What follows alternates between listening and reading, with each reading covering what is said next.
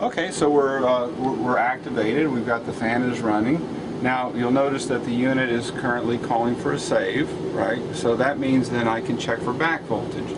So what we need to do now is to go upstairs and set it so that there is no demand on the system. So if we could go, in this case we're in heat mode, so if we would lower the temperature to 1 degree below the ambient, maybe 2 degrees below ambient. Now as soon as he does that, we're going to see that these lights are going to go out, which is important, and then we'll be able to check for back voltage. Because the requirement to check for back voltage is that you need to be in save mode, which occurs as soon as you boot up the unit, unless it's version 23, in which case you use a forced save function, which is quite easy to enter. Okay, so there we go. So he's cut down the demand, and we see the lights are going out. And so now we're going to check for back voltage. Now back voltage is, generally speaking, a bleed through coming from the thermostat. Now in this case we have a very high impedance thermostat, so I'm sure there won't be anything, but we always have to check for it. The fix is quite simple. So we come in and we put our little gauge. Let's see if I can get it to sit there. There we go. And we're going to, first we measure the voltage, and so we see we got 25 volts, and that's just to verify that our meter is working properly. Now we're going to go over to channel 1 right here, and we'll see if we got a call on channel 1. We see that 0. Okay, and then we're going to go check to see on the normal closed, and we see that 0. So that's beautiful. There is no back voltage in channel 1. And then again we'll repeat the process in channel 2. Now we are actually experiencing a call in channel 2, even though it's in save mode. Now that's interesting, because I should not have a call in channel 2. So now I'm going to do a little troubleshooting and see why I'm getting a call in channel 2. It could be a time delay or some other function. Let's see. Troubleshoot that for a second. This is why I always say check and check again and check again. So now I'm going to come in here, I'm going to test my voltage on channel 2, and I see that I'm getting, the unit is issuing a call in channel 2, not channel 1, only channel 2. And that, when I say the unit, I'm referring to the thermostat. So we'll look into that and try and figure out what that is. Alright, so we've done a little bit of troubleshooting, and you know, one of the dead giveaways is that the green light is on in channel 2, even though we should not have any demand in channel 2. Here, let's put it right side up, right? So we got to, you know, that means that the Smartcool is seeing a voltage. Okay, that's kind of peculiar, because we think that channel 2 should be off. So I come, I come into the man's thermostat, right, and let's take a careful look here, see if we can get that to come in all right. And I measure the voltage, right, from the Y2 to the common. And I see I've got, you know, 23.6 volts. Well, you know, you might say, okay, well that's erroneous, right? It's illuminating the diode and it's getting voltage. But now I'm going to do a little trick that is probably something you should do with a little bit of caution. And I just come in here and I just touch it with my fingers. That's all. I just touch it with my fingers. And wow, that 23 volts immediately went down to 9 volts.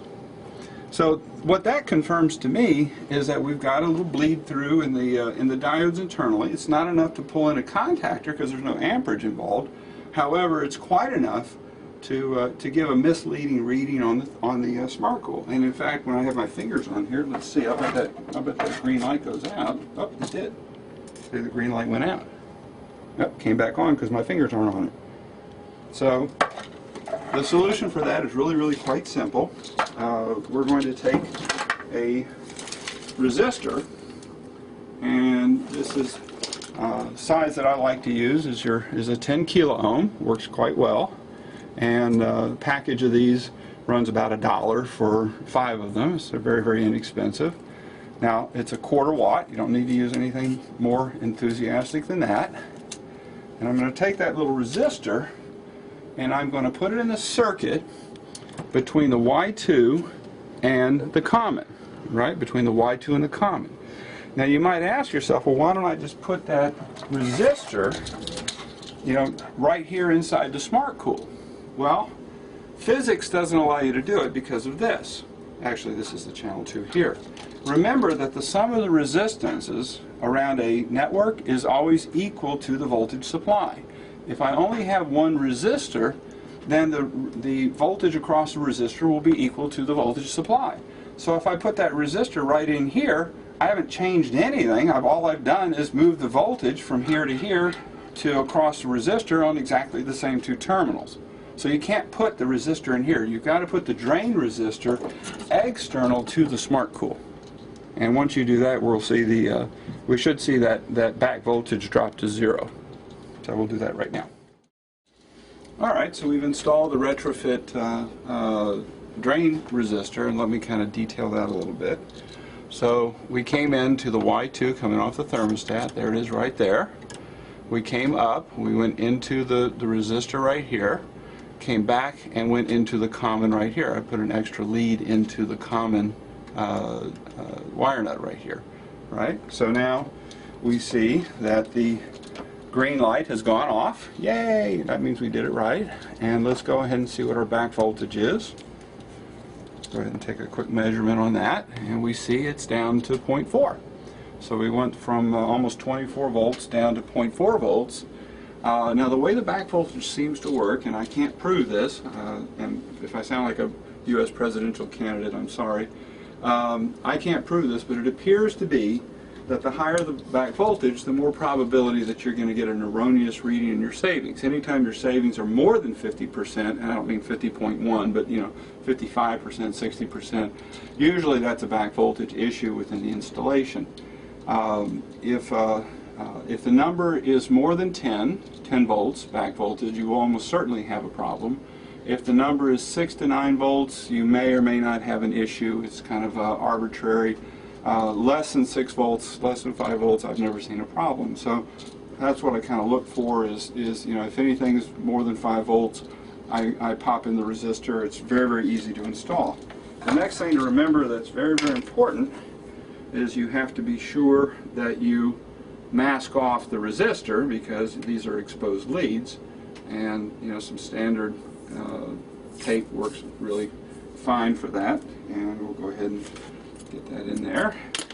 And as the homeowner here, James, has discreetly pointed out, I took his already complicated, detailed wiring and made it a lot more complicated and more detailed. But at least now he stands a pretty good shot at saving 20 to 30% on his heat pump runtime, which is fairly exciting. Now, of course, the other reason that we like to use the resistor as a fix is it is a fail-safe component. So if the resistor should happen to fail, which is kind of unlikely, but if it should for whatever reason, all that you're going to see is that channel 2 in this case, savings are suddenly going to jump through the roof. Will not impact the operation of the unit on the thermostat. There will be no temperature implications, merely the data on the Smartcool. Channel 1 will continue to work normally, and in fact we'll still be accumulating savings on channel 2. It's just the reporting on channel 2 will be erroneous. So I'm going to go ahead and button everything up now.